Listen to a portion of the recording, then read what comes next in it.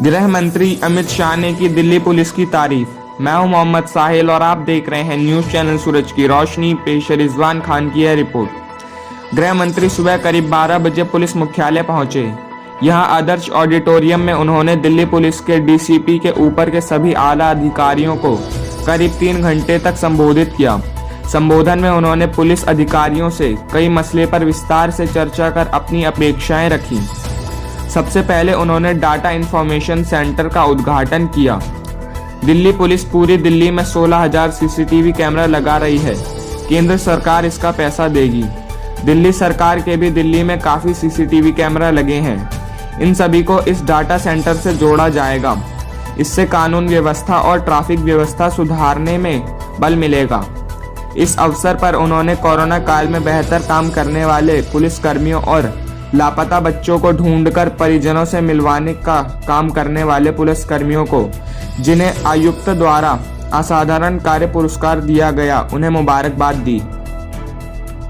गति से सुधार की दिशा में हम जाएंगे और ये लक्ष्य तय करके वहां बोर्ड लगाना पर्याप्त नहीं है भी।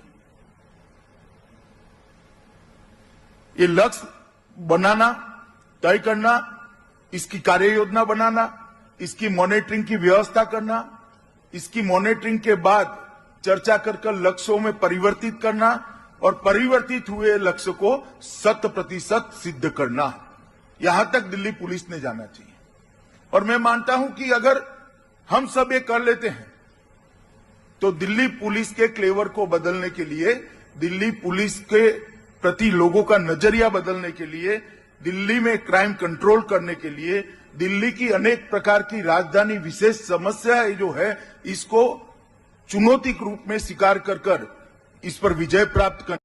मित्रों, कोरोना काल के अंदर जिस प्रकार का काम दिल्ली पुलिस ने किया है, मैं शायद गृह मंत्री न होता, एक नागरिक भी होता, तो भी आपका मन से इतना ही सम्मान करता।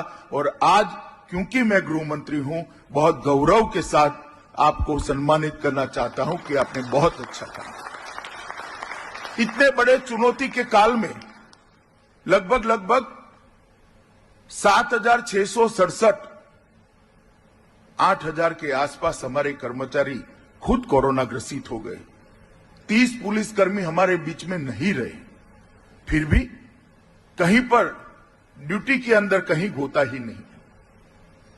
लॉकडाउन के पालन के लिए दिल्ली पुलिस ड्रोन उड़ाती नजर आती है, किसी वृद्ध को घर पे दवा देती नजर आती है, किसी भूखे मजदूर को लाइन में खाना देते हुए नजर आती, किसी गर्भवती माता को अस्पताल तक पहुंचाते हुए नजर आती है, किसी कोरोना के पीड़ित मरीज को जिसके घर वाले भी शायद उसके साथ न जाए, वहां दिल्ली पुलिस का जवान इसके साथ जाकर इसके जीवन बचाने में बहुत मददरूप हुआ है।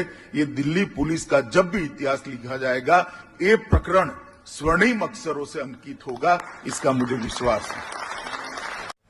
आज मुझे बहुत आनंद है कि कुछ एमओयू मेरे सामने हुए हैं। इसमें मेन तो नेशनल फॉरेंसिक साइंस यूनिवर्सिटी और दिल्ली पुलिस के बीच में एमओयू हुआ है। मित्रों, नेशनल फॉरेंसिक साइंस यूनिवर्सिटी की स्थापना ये प्रधानमंत्री जी का एक बहुत महत्वाकांक्षी स्वप्न है। मैं जब गुजरात में गृह मंत्री था तब प्रधानमंत्री जी वहां मुख्यमंत्री थे और उसी वक्त गुजरात में फॉरेंसिक साइंस यूनिवर्सिटी की स्थापना हुई थी। अपने आप में विश्व में सबसे पहली फॉरेंसिक साइंस यूनिवर्सिटी की स्थापना गुजरात के अंदर करने का काम हमारे प्रधानमंत्री नरेंद्र मोदी जी ने किया था जब वो मुख्यमंत्री थे। और इसके पीछे उद्देश्य क्या था? उसके पीछे उद्देश्य था कि हमारी जांच का फॉरेंसिक साइंस अभिन्न हिस्सा बन जाए।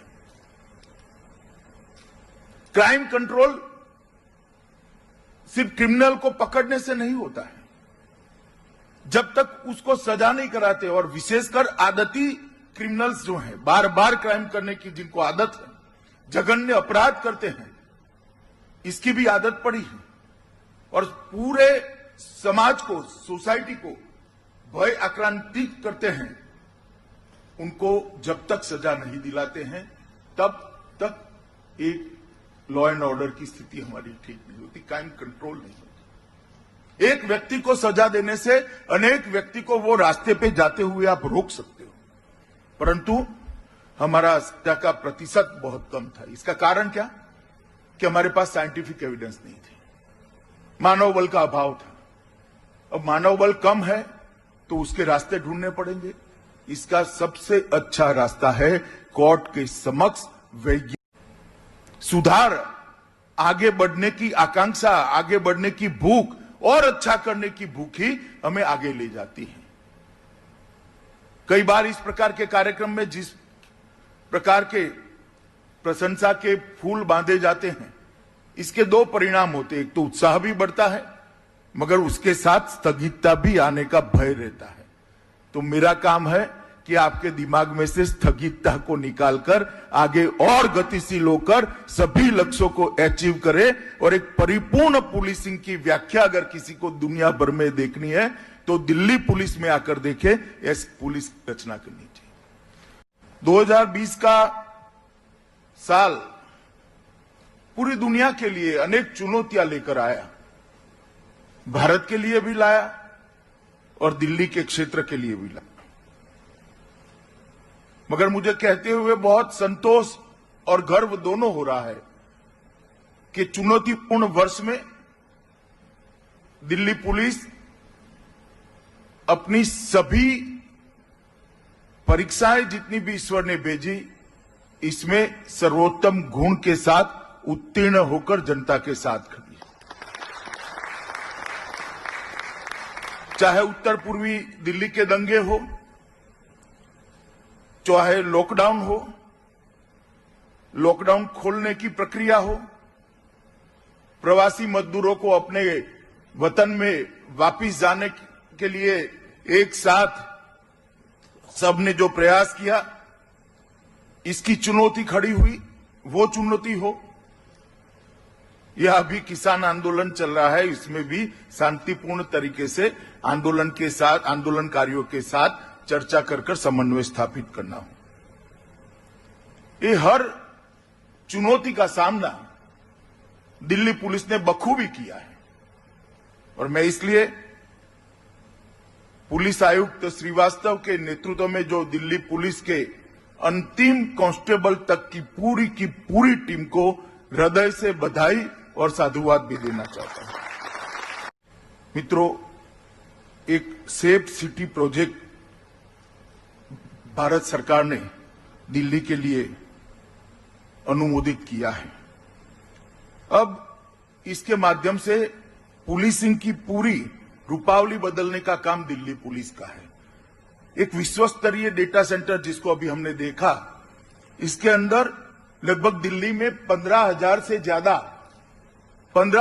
ज्यादा कैमरों का एक जाला बुना जाएगा और वो कैमरा सीधा आपके मुख्यालय पर आपको क्राइम कंट्रोल में मदद करेंगे। इसके साथ आने वाले दिनों में सभी रेलवे स्टेशन के कैमरा भी जोड़ने वाले हैं और दिल्ली सरकार ने भी जो कैमरा लगाया है उसको भी हम जोड़ेंगे और ये सभी को इकट्ठा कर क्राइम कंट्रोल की दिशा में एक सेफ सिटी बनाने में हम बहुत बड़ा योगदान कर सकते हैं। मेरा पुलिस आयुक्त से एक निवेदन भी है कि इसके लिए एक्सपर्टों को आपके साथ आप जरूर रखिए और एक्सपर्टों को साथ में रखकर एक कुशल मानव संसाधन बल यहां पर हमारा स्वतः दिल्ली पुलिस का बने और आने वाले दिनों में वो आगे बढ़ता रहे। मित्रों, इसी प्रकार से विश्व का सबसे बड़ा टीकाकरण वैक्सीनेशन का कार्यक्रम प्रधानमंत्री के नेतृत्व में हमने चालू किया है। चुनौती तो हमारी तब समाप्त होती है जब कोरोना पर संपूर्ण विजय मानव जात प्राप्त कर ले और ये संपूर्ण विजय का प्रमुख रास्ता है ये वैक्सीनेशन को, ये टीकाकरण को सफलतापूर्वक हमें पार करना। और जब तक जिसको जरूर है ऐसे एक एक व्यक्ति का टीका नहीं लग जाता, हम चैन से नहीं बैठ सकते। कि बहुत सारे लोग, बहुत सारे हमारे साथी काम के बोझ में दब जाते हैं, रोजमर्रा के काम के बोझ में, तब हम कितनी बड़े काम का हिस्सा है वो हमारे दिमाग में से निकल जाता है। कोई कांस्टेबल है, कोई पीआई है, पीएसआई है, कोई डीवाईएसपी है, एसपी है, डीआईजी है, उसको अपनी डीआईजी की भूमिका ही दिखाई पड़ती है। परंतु वास्तविकता यह है कि आप पूरे देश के विकास की एक पूरी यंत्रणा की रीढ़ की हड्डी हो, इसका एक हिस्सा हो, इसका सदैव स्मरण आपके मन के अंदर रहना चाहिए। सभी दर्शकों से गुजारिश है कि हमारे न्यूज चैनल सूरज की रोशनी को लाइक, शेयर और सब्सक्राइब जरूर करें ताकि आपको अपने आसपास की सारी खबरें मिलती रहें।